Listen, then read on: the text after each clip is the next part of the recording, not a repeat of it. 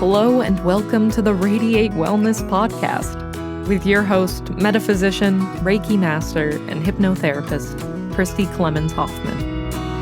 Each week, we will discover teachings, tips, and tools to radiate your best life ever with practitioners, authors, and luminaries to help you on your path.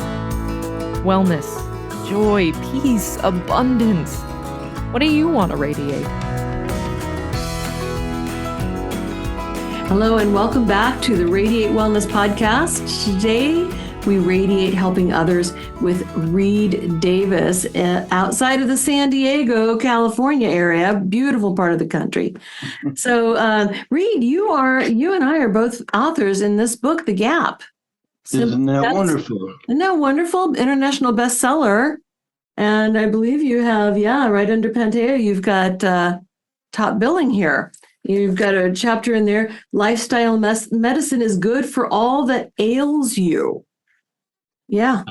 That was my chapter. It was fun to write. And Pantea, she's just another do-gooder like us that wanted to get a book out there that would help people. Yeah, absolutely. So your jam is functional medicine, FDN.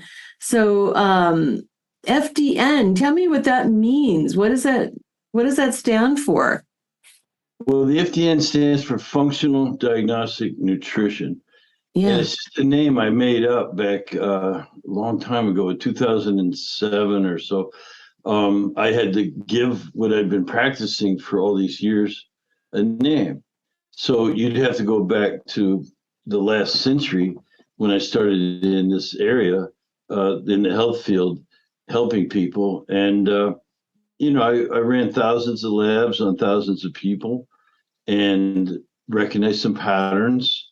And I had some good mentorship. But what I recognized and identified as the most common healing opportunities, what people really need to focus on, that became a pattern. And then the protocols became a pattern of what really worked.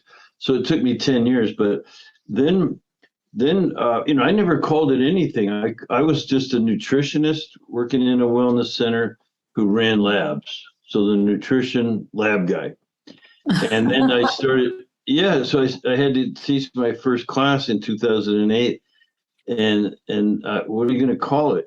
So that just kind of popped out of my mouth. Functional, it's very functional, like functional medicine, but we're not doctors really. So it's functional, but it's diagnostic in nature, but we're not doing medical diagnosis, functional diagnostic, and then nutrition, more like nutrition, of course, but nurturing, and that kind of a philosophy or methodology. So it's functional diagnostic nutrition, and we've been stuck with it ever since. Right. Now, when we were chatting before we started recording, you said you ran more tests than anybody else. Well, that's what the doctors told. Well,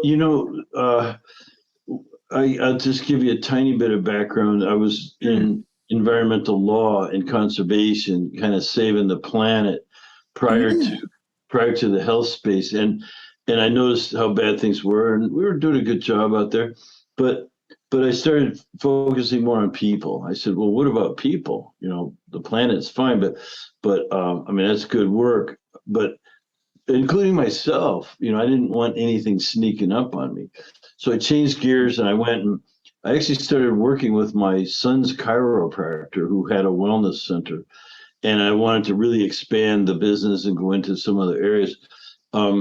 I did get a certificate in nutritional therapy and all kinds of other certificates while I worked there. But my claim to fame was that I just ran more labs than anybody.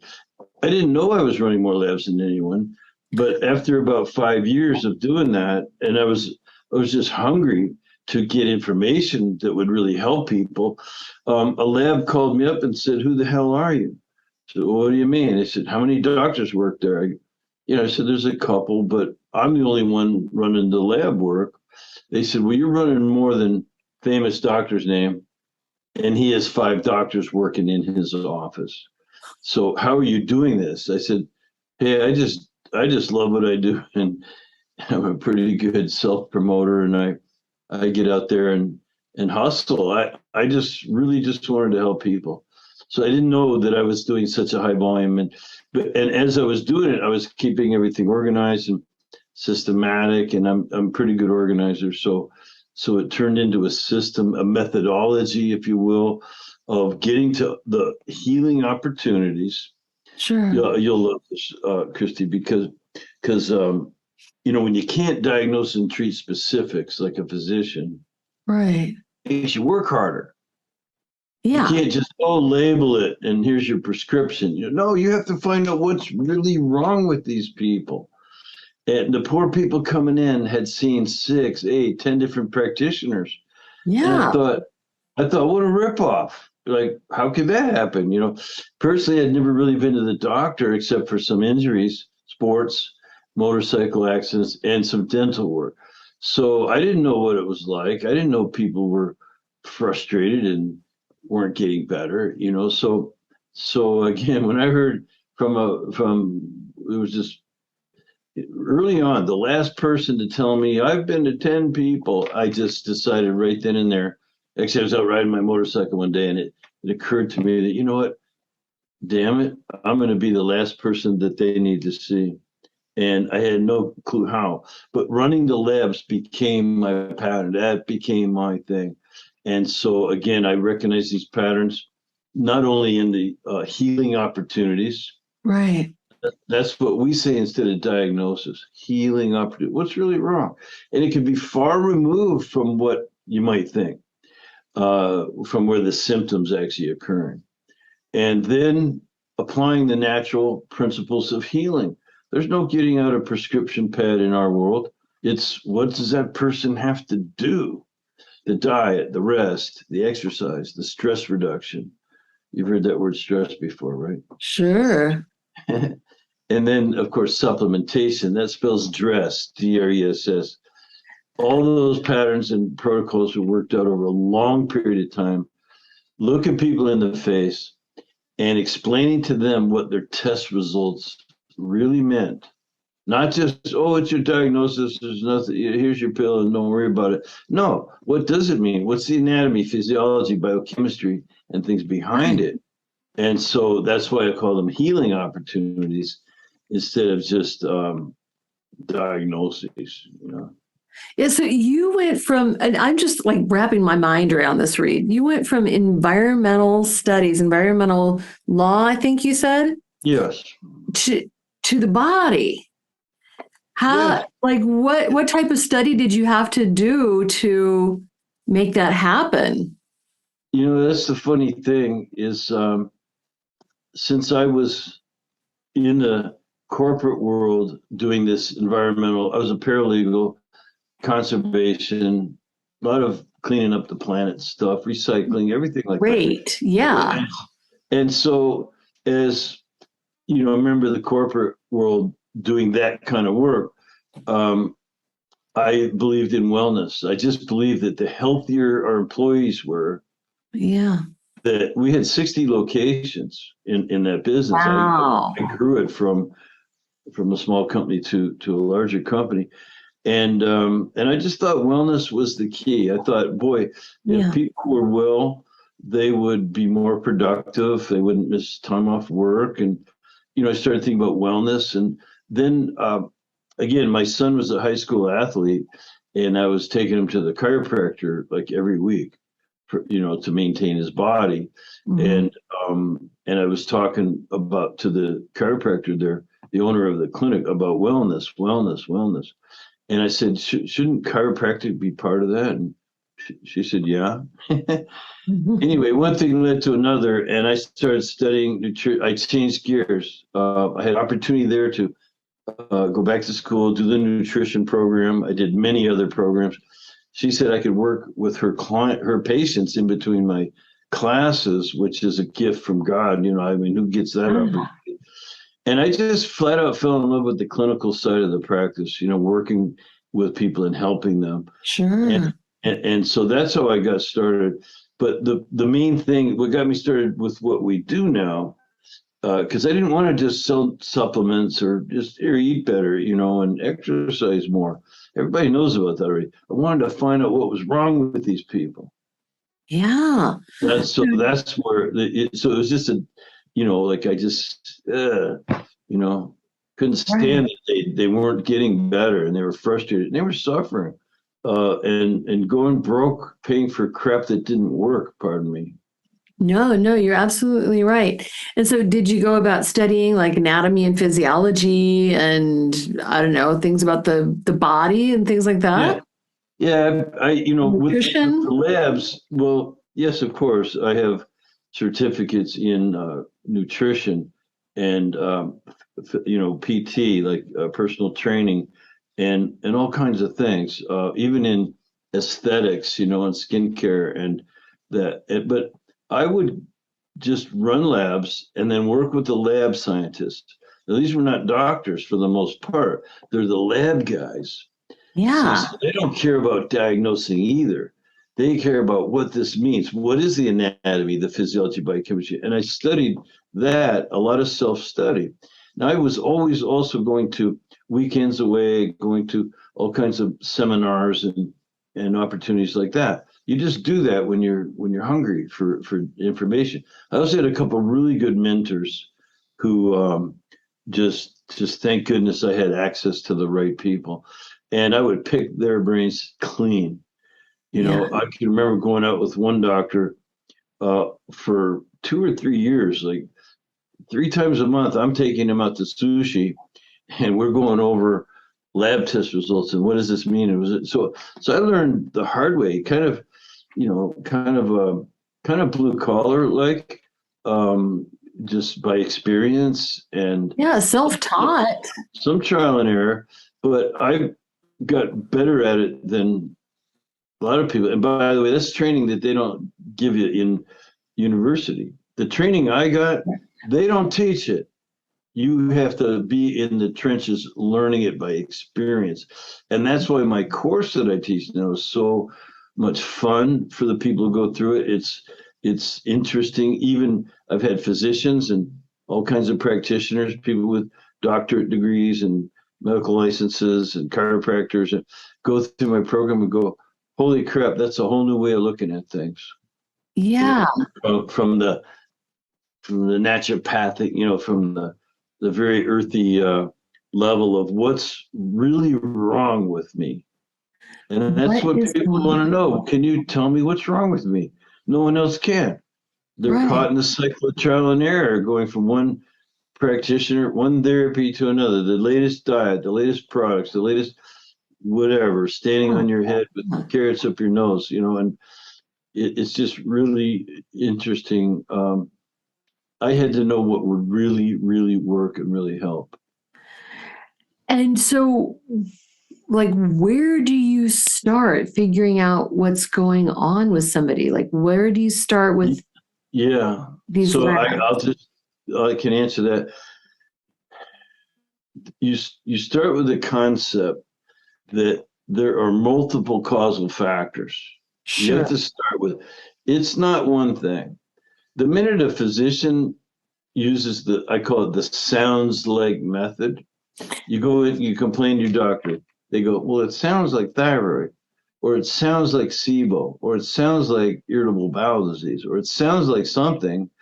Then they run that lab, like maybe a thyroid test. Sounds like thyroid. I can tell you what the symptoms are. They're very common and actually reliable cluster of symptoms that says you are hypothyroid. But as soon as you run that thyroid test, go, oh, I found your problem. You're hypothyroid. Here's your pill. They're treating the paper. They're saying, let's get those numbers in range instead of what's really going on with this person. Because the minute you lay down that diagnosis, you're going to ignore the other 8 or 10 areas that are probably equally, if not more, dysfunctional.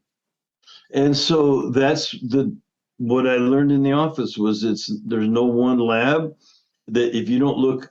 So you asked me where to start. You start with that point of view that if you come in the office with those symptoms of hypothyroid or irritable bowel or whatever, and then you really talk to the person, get to know, you see that there's really a whole lot of things going on. So here's what I learned, what I can tell you. looking for the root cause is important, but you're not going to find one. Sometimes you won't find it at all. That's okay, because we still can have an effect on it. But you're going to see a constellation of healing opportunities. And guess what else? They're having an effect upon each other. Right. Yeah. So how do you measure some of that stuff? You really can't. So there is no test. There's no one test, that's for darn sure. And there's, even with the tests we run, I like to run 5 labs now on every person. So so where do you start? You start with the concept, the methodology, that we're going to find as many healing opportunities as can be identified inexpensively. You have to spend some money on lab work and pay someone to interpret that lab work, but they're going to tell you what's really wrong. They're going to stop that cycle of trial and error. And after all, how much is your health worth? You want to go see another 5 or 10 people and still not figure it out. So I learned all of this kind of the hard way, but we measure. I'll give you what's in that constellation of healing opportunities. It's hormones, immune system, digestion, detoxification, energy production, nervous system. Now that, by the way, spells hidden, HIDDEN. Isn't that interesting? Isn't that interesting? Hidden is hormone, immune, digestion, detoxification, energy production, and nervous system balance. You can throw in oxidative stress, and of course, there's food sensitivities and things, but they're all either the result of metabolic chaos or a contributor to metabolic chaos. So that's my other coined term. Like root cause, yeah, of course we're going to look, but we're going to find multiple healing opportunities that sort out that metabolic chaos and give you things to do that will handle all of them simultaneously. You can't pick, oh, I'm going to work on thyroid. Oh, and then a person says, well, I have gas and diarrhea. Oh, that's not me. I'm an endocrinologist. You've got to go see a gastroenterologist. And then they do what they do, which is more, maybe one other test or two and some more medication. Right. And so, yeah, you got to take a holistic approach, which means systematically step back, look for the entire constellation of healing opportunities. I'll say that till I'm blue in the face, and then act on all of it at once with the DRESS program. Wow. Yes. Yeah. I've often thought that we have all these different silos in medicine. You got to see the cardiologist, you see the neurologist, you see the pulmonologist, you see all these different people. And when all you have is a hammer, everything looks like a nail. Yeah. I tell them I'll go see a proctologist because never mind, I won't say it. Yeah. But I get it. Yeah, exactly. Yeah, so we don't fractionate. That whole paradigm of healthcare is called reductionism, and it's what's wrong with Western medicine is reductionism. One problem, one part, one fix. Exactly. I had a client come through my office. He's a psychologist or psychiatrist, and said it's diagnose, dose, and adios. It's not funny, but yeah, I get it. It's funny, but it's not funny. Yeah, exactly. And I think that's what's wrong. It's like, oh, what's wrong with you? Okay, sounds like this. Here's this. Here's a prescription. Adios. Yeah. Yeah, and I'll tell you what matches that perfectly is in this long period of time since I started back in the 90s and then till now, I spent 12 years working for a lab part-time as a clinical advisor. I just knew their lab so well inside and out, and I enjoyed teaching. So I had my course and we're building our tribe and all that stuff. But I spent 2 mornings a week for 12 years talking to doctors about their lab results. And it's amazing. It's absolutely amazing the lack of knowledge in these functional labs that we use. And very commonly, I had 3 or 4 appointments, and I would call them all right on the hour or a half hour. I'm want to talk to Dr. So-and-so about these lab results. And the doctor would get on and say, yeah, what should I do? And I'd go, well, who is this person? Oh, I don't know. I don't have her file in front of me. Well, at least tell me. I had the age and the gender. That's all they gave us. And I go, well, what were her complaints when she came? I don't have her file. I don't know. It was like hormonal complaints or something. So that's like a total lack of respect. How am I supposed to tell him what to do when I don't even know who this person is? What they wanted me to do was tell him what agent to use to get the numbers to move up or down. This is low. Here's what you can use. So it's exactly what you said: dosage, duration, frequency, and these kind of things. Like put her on this for 3 months and see how it works. That's the paradigm. And I said, it doesn't work that way. I would ask, well, what other labs have you looked at? Is this the only lab you have in this person? Oh, I don't have them in front of you. Just always like they get a full half hour with me, every one of them. I could teach them something, but they wanted to take 5 minutes and get back to work, whatever, and just dosage, frequency, duration. Exactly. That is crazy. But you know that there's so much more that goes into it. So yeah, what are the contributing factors? What are the contributing factors? Well, lifestyle's important. So we're made up of, we have a genetic potential. We have a genetic code. It's in every cell, tissue, organ, system. And it'll never change. That's why I don't do a lot of genetic testing. We do some, but there's no before and after. You can't change who your parents were. So it's not the genes, it's the epigenetic factors that are influencing. Right. What's switching on those genes? Yeah, on or off. Gene expression is everything. So how do you control that? Lifestyle. And how do you know if that's working for you? Well, there are the measurement of certain functions, hormone, immune, digestion, I told you what they are. And those are repeatable, reliable biomarkers of before and after. Along with how you feel, of course, you lose some weight, your energy goes up, your libido comes back, your foggy thinking goes away, and you're all of a sudden clearer. And guess what? You're more joyful when you get those things. So your lives improve when you really work on the underlying causes and conditions, regardless of what the symptoms are.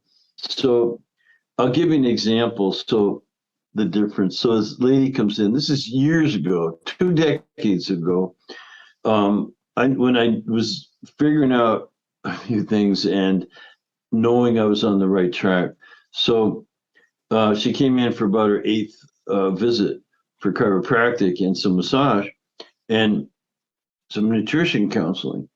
And I'm walking her back to the treatment room, and I could tell she was really sad that day. Hey, what's going on? She goes, oh, it's this weight. I'm 40 pounds overweight and I'm miserable. Well, what are we going to do about it? No, there's nothing I could do. She was angry. She said, I'm on this medication for the hives, and I've been on it for 2 years. Oh. And it makes me fat. So this 40 pounds. So I was about to say something, and she goes, and Reed, I was at the doctor's office the other day, and I told him I'm really frustrated with this extra weight and the medication and the hives, and all together. Yeah. And he said, according to her, lady, you can be fat or you can have the hives. Take your pick. And she said, now listen, I'm not done yet. She said, well, that's really depressing, doctor. And he says, I'll be happy to write you a prescription for antidepressants if you want. Oh my gosh. And I'm listening, and now I'm seeing why she's so down. Otherwise, she was a very pleasant person coming in the office, getting her treatments and things. And so I said, well, why didn't you ever find out why you get the hives? And her head snapped down so hard, I thought she just cured her chiropractic problem, like what? What do you mean? I said, yeah, we could run some tests, maybe find out why you get the hives. Sure. And so within a very short period of time, no more than 3 weeks, She was offered medication. We found out she had some food sensitivities and some environmental things going on, some things she could tune up a bit. And she was offered medication and losing weight within 3 weeks. And she hadn't had a hot shower or worked out to a sweat in 2 years. Because even on the meds, she got the hives would come back. So off the meds, losing weight, taking hot showers and working out to a sweat in less than a month. Oh my goodness. I'm sure she was just flabbergasted. She was happy, and it made me really happy that I had helped someone and that I was on the right track. I have so many stories just like that, Christy, Yeah. with children, with old people, young people, and just running the right investigative, like detective work labs to find out what's really going on upstream, sometimes far removed, like a kid with asthma was just told, here's your inhaler. That's all there is. That's the only thing you can do. Well, we know that when you're 12 and you're on an asthma inhaler, your bones are going to go to hell, and it's not the solution. So that kid, by the way, happened to be on my football team as a youth football coach.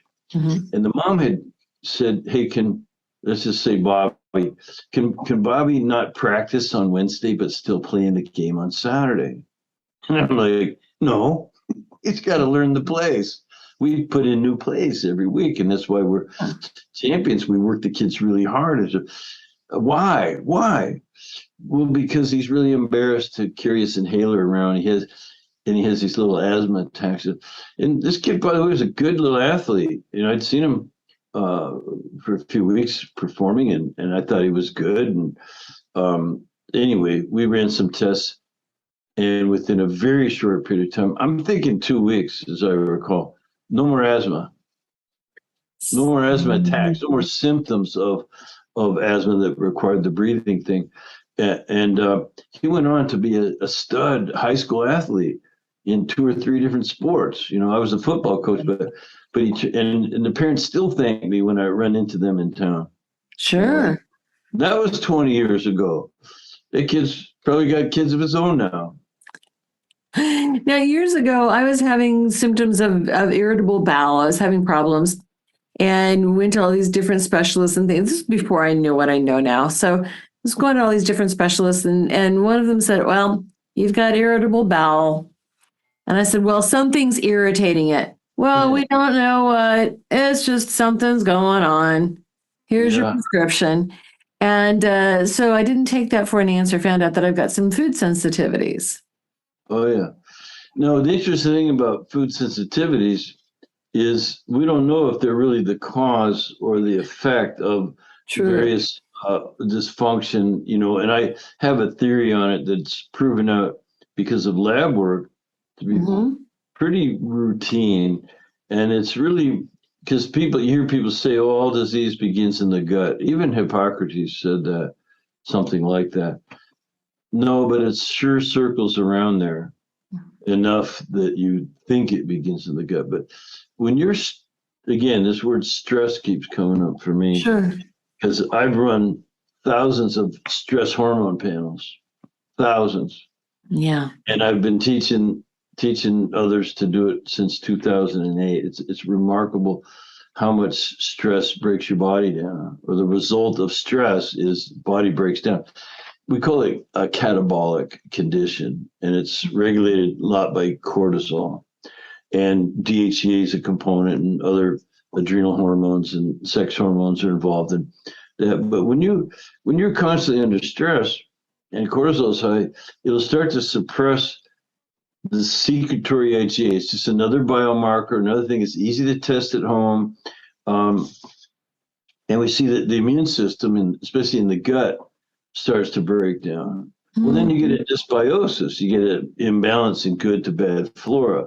And then that can allow other bigger, badder bugs, I call them, to come in, and they habitate and overgrow, and you can get funguses and things, even parasites and stuff. And you end up with maldigestion, malabsorption, because you need that good bacteria to break down food properly. And I can just go on and on and on with the cascade that occurs and leads to Sure. hyperpermeability, or what they call leaky gut. Yeah. And now you've got antigens and immune complexes and things getting into the bloodstream in a way that we don't want. They can congest the liver. Now what? Detoxification problems. Liver's just one. It's reflective of the lymph and the colon and the kidneys and your skin, and it's just you just end up with this. It's this cascade, and your body doesn't care what kind of stress it is. You know about different kinds of stress, right? Yeah, there's good stress and bad stress. Yes, we call it eustress and distress. But the eustress can come in the form of mental, emotional problems, way of thinking, those kinds of traumas and what have you. Also, the physical trauma, aches and pains. That would be my one thing, is I've been very rough on my body. It's very well used, I like to say, by me. And then there's also the chemical and biochemical stressors. Your body responds to all of them about the same way. With protecting, it's going to try to adapt, and it's going to crank out some hormones and some protective juices, and eventually, though, you're going to pay the piper, and you'll get dysfunction and imbalances, like I said, and it can lead to those digestion, detoxification, energy production problems, leaky gut, autoimmune, and then you could be kind of a wreck. And meanwhile, you're getting bounced around from one doctor to the next, just treating the symptoms. Did you know that Radiate Wellness is more than just a podcast? That's right. We're also a comprehensive holistic wellness practice. Find out about our services, practitioners, and upcoming events at radiatewellnesscommunity.com. While you're there, visit our podcast page to read more about our great guests and even donate to the podcast. If you like our podcast, you can help in other ways as well, like subscribe or follow us wherever you're listening right now. Tell a friend, a family member, or a coworker about the great content you find here. And if you wouldn't mind, please give us a thumbs up, a 5-star rating, or a positive review. Sounds like a small thing, but it really helps. You might like to know about our Facebook communities while we're at it. We have a free community, the Radiate Wellness Community, on Facebook for news and great free content. Our subscribers group is Radiate U, as in the letter U, but also, well, you. There you'll find curated replays of past classes, guest interviews, and more. And now, back to our podcast and back to our guest. Yeah. Yeah, absolutely. Wow. So, like, you talked about being a detective, that's totally what it sounds like. You have to put on your detective hat, figure out what's going on, get to the bottom of it. Like, yeah, I love it. You got your magnifying glass, your deerstalker hat, and your big pipe. Where do you start? What do you start with? You know, the labs that I run, like I said, I always start with the saliva testing of the hormones. Well, with the interview, of course, and the onboarding process, make sure That's you a have good reasonable point. expectations. So I'll just say that everyone gets an interview, and frankly, we're interviewing the candidate as much as they're interviewing us. You know, we don't let people just pick our brain. It's like, hey, if you want me to help you, let me ask you a few questions. What's your main complaint? How often does it bother you? How long has that been going on? What have you tried so far that obviously hasn't worked, or you wouldn't be here? What are motivating factors? How does this ruin your life? We have to make sure people really want to change, because they can come snooping around. They really don't want to change. So we have to go through a process of investigation into their mindset, that they're really ready to make some changes and be a good candidate. So we don't want to waste their time or their money or ours. And so we do that. That would be the first place to start, is an onboarding session. Hopefully we can agree to work together, that your expectations are, let's just say, reasonable for a 90-day trial period. If you're a size 14, you want to be a size 2 in a month. That's not going to happen, and things like that. So we don't specialize in weight loss, but I'm just kind of using an example. So that's the first step. Then we would say, okay, we're onboarding you. We're going to run 5 labs: the saliva test of all the hormones, including the stress hormones, the sex hormones, melatonin, and your immune system, secretory IgA. We're going to run a urine test that we call it the metabolic wellness panel. That's going to be a look at indican, which tells us if you're breaking down and absorbing protein well enough. If not, you have a dysbiosis. Also, a couple of the markers in there for liver dysfunction and for oxidative stress. And that's urine, dried urine. So again, the saliva is easy to do at home, not real expensive. The urine test, same thing. Then we use a finger stick, what we call a dried blood spot test for zonulin, diamine oxidase, and histamine. What that means is leaky gut dysfunction. We're going to look at the gut real well.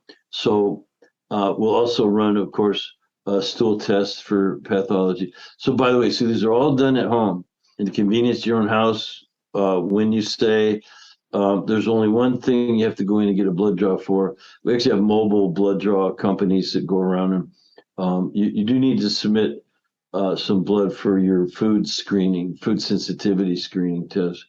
And it's a really good one. It's for 170 different foods because everybody has some. And you want to eliminate those for a while you heal. Maybe reintroduce some of them at another time. But so that's where we start. We start with a good interview in 5 labs. That's our start. Sure. And that's because I'm a clinician. I'm not going to jerk around with, let's just try one lab or try, and when I'll just finish with this.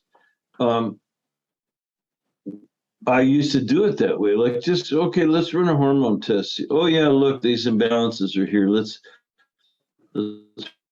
work on that. And already the system,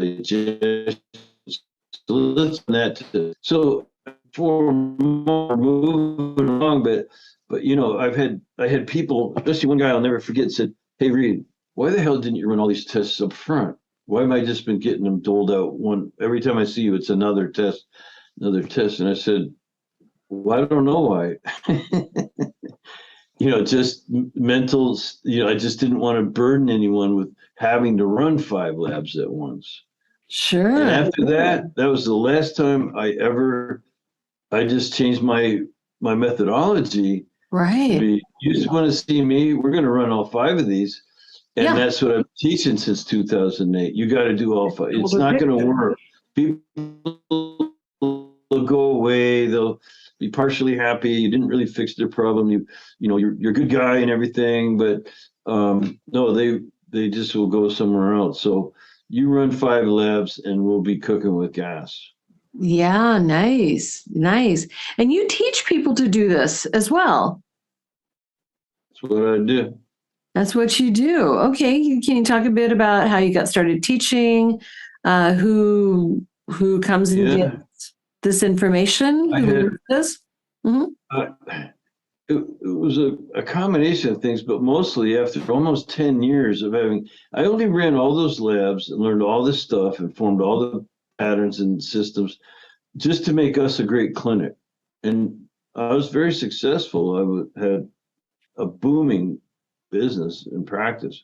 Mm-hmm. But when the lab guy said to me, and it wasn't the first one, kind of, who the hell are you? How come you're running so many labs?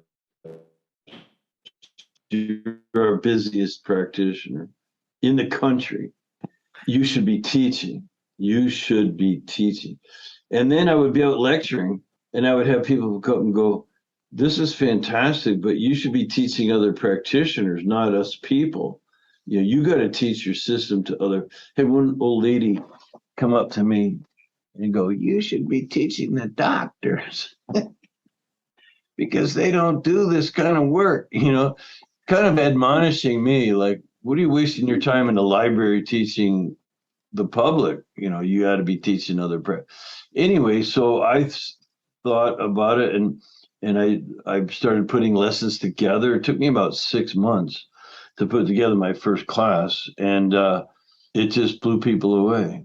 I went ahead and did a weekend workshop for 19 practitioners, and it just blew them away. They go, "What? This is amazing! Like, you got to share this." So I did another cohort of about 40 people, because the word starts to get around. And then one of my students in that said, "Hey, Reed, you should let me put this online for you. I could totally put all this online, and you'd have an online, but they wouldn't have to fly to San Diego, Right. get a hotel room. You could just do this all on." And man, that just opened up. I mean, I'm not a tech guy, but I've had good tech people around me, and Sure. so now it's all online. 50 countries. We've trained 4,000 people. That's amazing. I'm so glad that this is getting out there. I really am, because I think the medical community needs to know about this.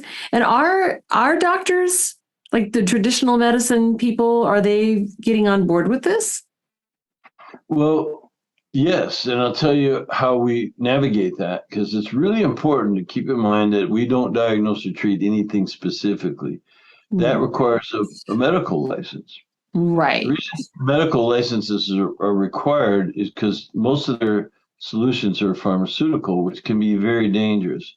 There are always risks and contraindications and warnings and things like that when it comes to medication. So you have to have a license to diagnose and treat, especially with medication and, of course, surgery, which we don't even want to think about, but it's a very common. So you have to have a license for that.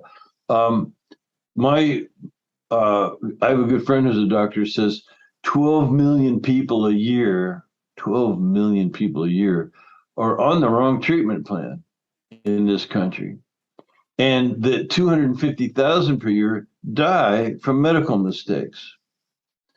So I want to tell you that we don't want any parts of that business. That's not us. And so we work very well with doctors, because what they're understanding now, I've had some that took my course and gave up their medical license. It's more fun to do what we do, but mostly their medical and financial model and such just works in a certain way, and we're kind of stuck with it. And it's not a bad thing, because they do a lot of good in the world. I always say, if the downward spiral is really contracted, in other words, you're dying, the observations I make, those 5 labs, they're not going to help you. Right. So that's their backyard is the contracted downward spiral. They can halt certain diseases in their tracks and give you a chance to do what? Come into our backyard. Right. Start doing the hormone balancing, the things that, again, the observations I make, that I teach my trainees, take time for the body to heal. So if there's time for the body to heal, you want to look at these healing opportunities, and then you want to apply the principles of healing. You don't have to teach any cells what their job is. They know what their job is, right? There's an intelligence in the universe and in the solar system and in the earth and in people, and in every little cell. It has an intelligence that just wants to be happy. It wants to function properly. It wants to be nurtured. It doesn't want to be interfered with or messed with, like all that environmental stuff. So that's our backyard, and they have their backyard. And guess what? Since I teach these health coach practitioners, they're called often enough, doctors are hiring them to work in their offices, because we're the ones that can teach the lifestyle, all the DRESS, diet, rest, exercise, stress reduction. That's really, it's okay to us if we're a junior partner for a little while. The doctor says, I have a patient with this, and we're treating them like this, and he's saving their life, or she, the physician, and all that, making sure they don't have some tumor downward spiral that's really contracted. That's good oversight. So, hey, if we're the junior partner in those situations, that's fine. But when they get better, first of all they're really getting is kind of a life vest from the physician to keep them in the game, keep Yeah. them from dying. We're the ones that are actually going to have them do all the things that heal the body and you get that intelligence to be expressed in a good way. So that's, it's like it works like this. Who cares who gets the credit? You have a happy customer. Everybody's happy. Everybody's happy. No, that's wonderful.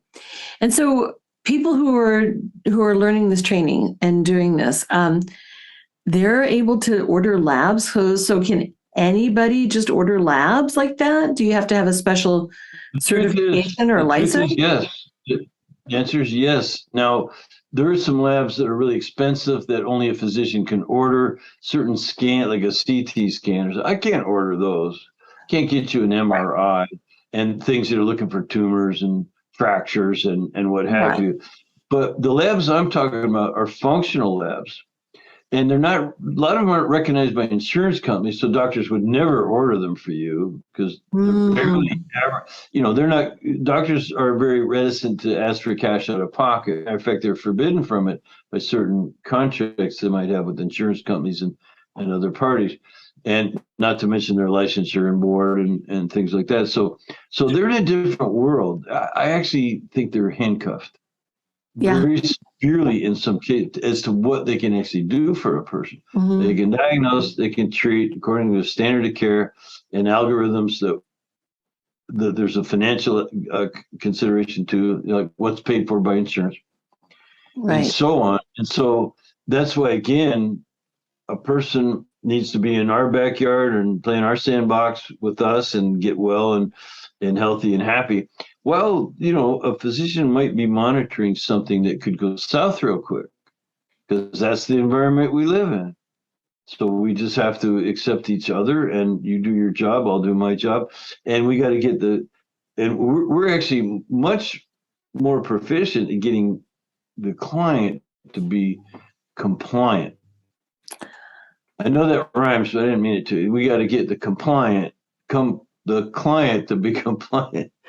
And so that's why we call us a health coach practitioner. We're very good at the motivation, positive psychology, and active listening, and things like that. They get people to really get to, how happy they'll be when they overcome this problem instead of being afraid of the changes that they might have to make and things like that.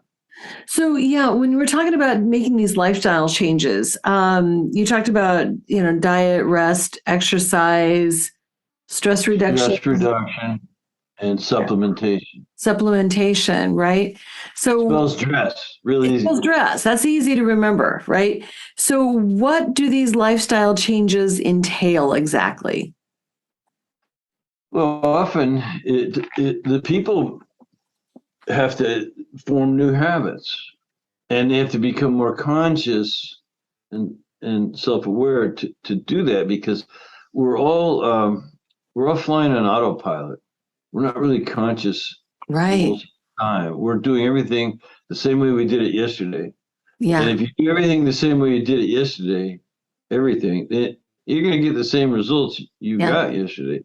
Yeah. And so that's just again, this is the environment, the epigenome, which is everything influencing your body and mind, it's a big Wild West.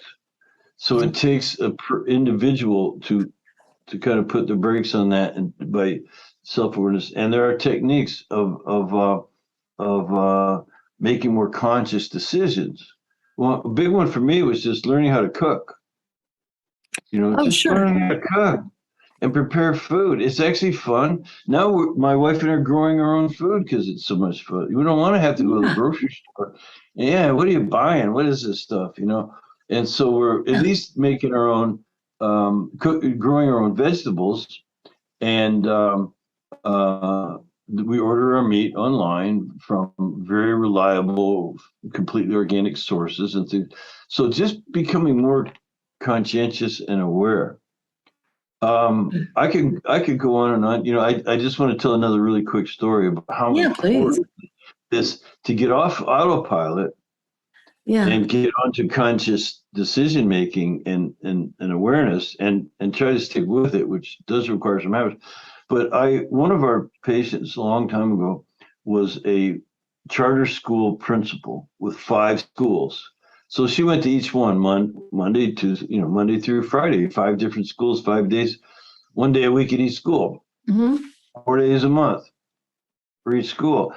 And she started to sit in on parent-teacher conferences where there was some kind of misbehavior. So you got parent, teacher, child, principal, and the principal was just observing and started to ask one question of the youngster who was in trouble, usually boys. What did you have for breakfast? That's all she asked. And what percentage do you think was like crappy, sugary, colorful, highly processed crap? What percentage do you think? Over 80, if not 100%. 100%. Yeah. Great guess. That was good. So not half, not 3/4, right. 100% of these problem kids. And I have just so many stories like that where we ran the right labs. I once had so I'm just giving you an example of how the more, because what are parents doing? They're unconsciously just saying that's what they like, that's what you buy, that's what you put on the breakfast table, and it's not a conscious decision. You're being, all the commercialism, even the kid, I want Cocoa Puffs, whatever it is, you're not thinking about it, and you're not being responsible. And so that's the point I wanted to make. But real quickly, I had a lady coming in the office getting really good results with her visits and nutrition, and asked me, Reed, do you work with children? Well, I just told you I coach youth football, so heck yeah. I raised 4 kids. So you're like, yeah, why? Oh, they're trying to send my son home if I don't put him on Ritalin. Oh. They want to kick him out of school if I don't get him on drugs, and I don't want to put him on drugs. I said, I don't know if I can help, but let's run some tests. And food sensitivity, environmental pollutant panels, hair tissue mineral analysis, these kind of things that were telling us what's going on with the young man. He was only 9, and they wanted to put him on medication. So within 3 weeks of getting test results and straightening the young man out a little bit and straightening the parents out on how they were really almost all responsible for this. It wasn't some genetic defect. The principal of the school tracked me down after 3 weeks and says, hey, this is a different kid. He's behaving. He's not poking around. He's paying attention, and his grades are going up like crazy. And he says, what'd you put him on? What'd you put him on? He wanted the dosage and frequency and duration. And he just wanted to know what's the magic pill, I said, well, sir, it's really not that simple. We put him on a good, clean diet. We got him going to bed on time. We got him getting up in the morning, eating healthy. But, and he just wanted a magic pill. But that's the kind of stuff that I'm talking about, being conscientious about you. And you said, what do you do? I'm trying to explain that having a coach could be a really good thing. Hire the right coach. Yeah. Get someone who's going to help get to the bottom of what's really ailing you, what are the goals you have, what you're willing to do to improve, and then holding you accountable and responsible for it. That could be a good place to start. Hire an FDN health practitioner. Sure. So where do you find one? Where do you find these FDN health practitioners? The best thing for right now would be to go to fdntraining.com/radiate. Yeah. So that's a URL that we made for you and your audience so that we could see if this resonates with your audience, and maybe we could work even more closely together, collaborate on something in the future. So if they went to fdntraining.com, that's our basic website. And if this is that should go right where they will. They can tell us if they're a practitioner and maybe you want to do the training, or if they're just looking to hire an FDN practitioner. Yeah. If it isn't working right now, it will be by the time this is broadcast. Yeah, absolutely. I'm checking it now. Yeah, it'll say, first of all, they can get a free Dress for Health Success guidebook. Yeah. If they go there. And then tell us where you are in your health journey. Is it you looking to heal others, or are you looking to heal yourself? Yeah. And of course, there's lots of opportunity there. Yeah, and that website is live right now, fdn.com/radiate. It's FDN training. Oh, sorry, FDN training. It will be in the show notes. Yeah, FDN.com/radiate. In your honor, Christy. Thank you. I do appreciate that, Reed. As one of my co-authors. Absolutely. Again, of The Gap, Simple Steps to Reclaim Your Health and Reverse Most Chronic Diseases. So it's a wonderful book. Thank you so much for breaking it down for us, Reed. I really appreciate it. You're doing amazing stuff. This is not rocket science. And it's something that should really be in every physician's toolkit, in my opinion. Thank you for everything. I agree with you. And they're coming around. They're really seeing health coach practitioners, FDN practitioners are making such a big impact. Look, doctor, they're saying, wow, what is this? I better look into it. We're helping their patients. Their patients are going to those doctors saying, and the doctor's saying, well, hey, you look better. What's going on? They might say under their breath, I know it's not that medication I gave you. Exactly. But or they might think it's the medication, and the person could say, no, I hired a health coach. I'm eating better. I'm going to bed on time and getting a good night's sleep, and I'm exercising more, and I'm reducing stress. And I found out, guess what? I'm sensitive to whatever, pineapples, and my household cleaning products and my personal care products and stuff around. So we're teaching them how to live, and they're getting great results, and they're telling their doctors. So doctors are looking to us too. That is amazing. Keep up the good work, Reed. Thank you so much for sitting down to talk to me today. You too. You're doing amazing work, and I appreciate you. Yeah, thank you.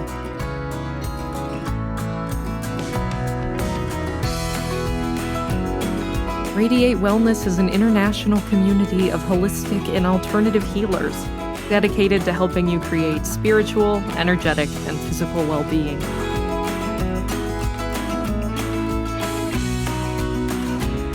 To learn more about our practitioners, services, classes, and events, or to schedule an appointment, visit us at radiatewellnesscommunity.com.